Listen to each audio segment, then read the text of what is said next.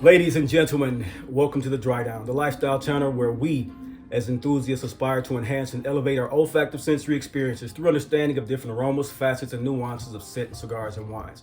I'm, of course, your host, Chris. Welcome to today's wonderful experience.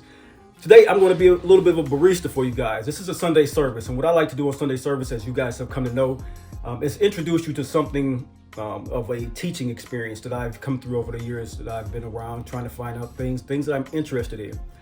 Today, I'm going to show you how to make my perfect matcha tea latte drink. Matcha tea is one of those great benefacting tea drinks that comes from Japan. I'm going to show you the brands that I use, the way that I whisk, the way that I separate, and the way that I actually make it in totality. But as I say, matcha tea, it's something that when I want to have a deviating factor from coffee. I enjoy coffee like the plethora of Americans that have 2-3 cups a day. Me, myself, I'm not a big caffeinated mixed drink maker like the sports drinks. I try to stay away from it as much as possible. So when I do get a natural caffeine hit, it will take and give me the energy and supply of natural focus that I want. Introducing me to green tea lattes 11 years ago gave me something of a great health benefit and a great drink.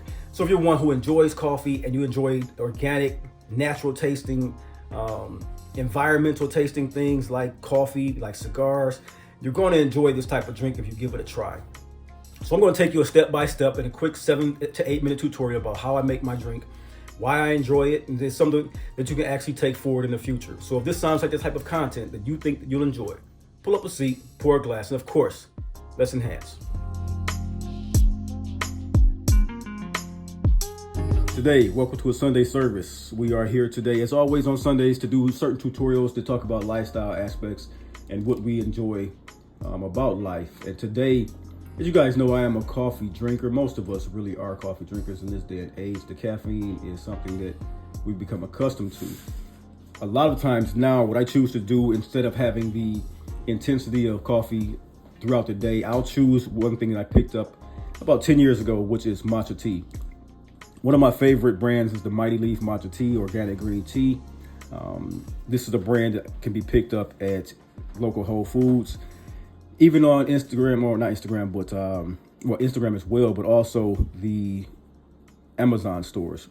Mighty Leaf tea is a ground-based matcha tea leaf. I use my Oatly Barista Edition oat milk, my trusty 8-ounce cup from Starbucks, and 100% organic, raw, unfiltered honey as my sweetener.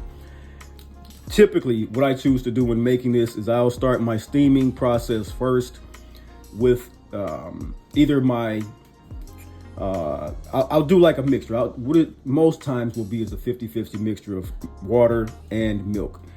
That gives me the actual benefit of being able to whisk the matcha tea in the water and then mix it with the milk and do a little bit more whisking, because what I've learned is that when you are combining the actual tea with milk only, it does not keep all the receptors available to give the total health benefit. And so if you do make your matcha tea, make it with water, filtered water that is steamed first, and that way it releases the antioxidants without binding to the milk particles.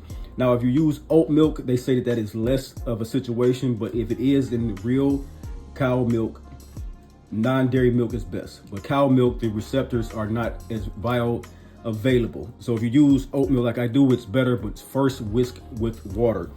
The process to me is very simple. I take my tea, now this comes in a canister. Most times I'll have my spoon available to pop it open. The canister is airtight. It gives you a situation where you know that it will stay fresh. It comes in an aluminum bag as well. This, you want to take 1 teaspoon of the tea and combine it with your steamed milk. Now, I do take the spoon and I level it off. I don't increase it. It's not really a necessary thing that you increase the amount, because with 1 teaspoon, it's enough, especially for an 8-ounce drink. Pack it in to know that you got your 8 ounces or your 1 teaspoon. There you see it. And then what I do is I have my steamed 4 ounces of water. Now what you want to do is whisk. Now a lot of times we go out and buy new products to do certain things. I love my trusty products that already are in-house. And so I will use the family cake mixer to whisk.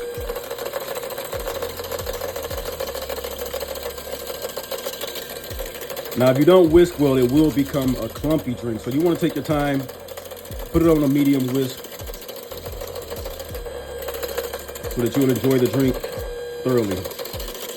You don't want the chalky taste or the feel and the texture of the actual tea on your tongue when it starts to break down if you have not whisked well. I'll spend about 20 seconds doing it with the water that has been steamed.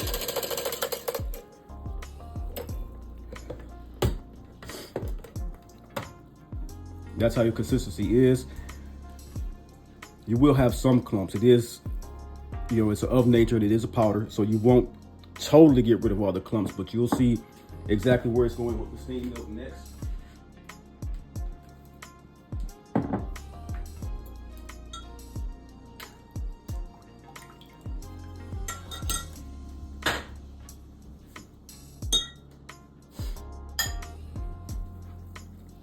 Next, I take my 4 ounces of freshly steamed oat milk.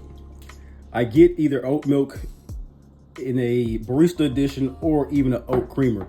If you like your drinks latte creamer the most, then I would say get the creamer. It is very much so just a thickening agent. Gives it a little more creamier texture, but at the end of the day, it's your choice in that.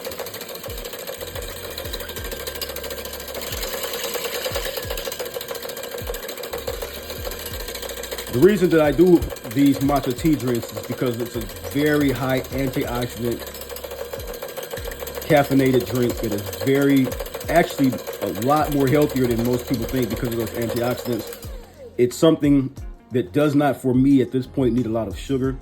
So I use honey. That is the whisking.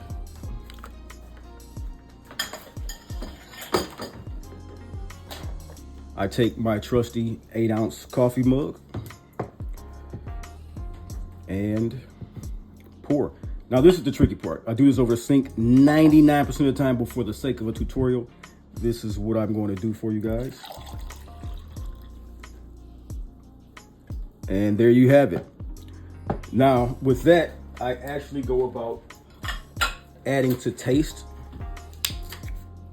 my honey.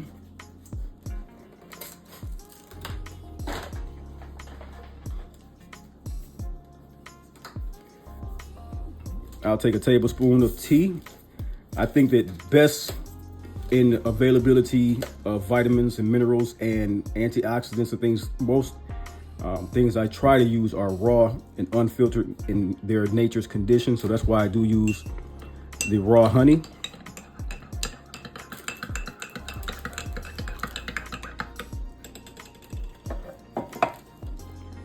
And there you have, for me, the perfect start to a spring morning. Unfiltered, organic matcha tea. This has been today's Sunday service. Hope you guys enjoy it as always. All right, ladies and gentlemen, that has been my tutorial for you guys to make the green tea matcha tea latte. I hope that you enjoyed the content. It was something, like I stated, I just want to show you a brief tutorial for today's Sunday service on what it is and how it is that I make my matcha tea. Something very simple to make. No, this is not the definitive way you make it. This is the way I make mine. There are different ways that you can see online that make them differently. I'm just showing you guys how it is that Christopher makes his matcha tea. And I hope that you can take this experience and expand on your caffeinated drink mixes and make a health benefit for yourself. Until next time, until next video, I will see you then. Peace.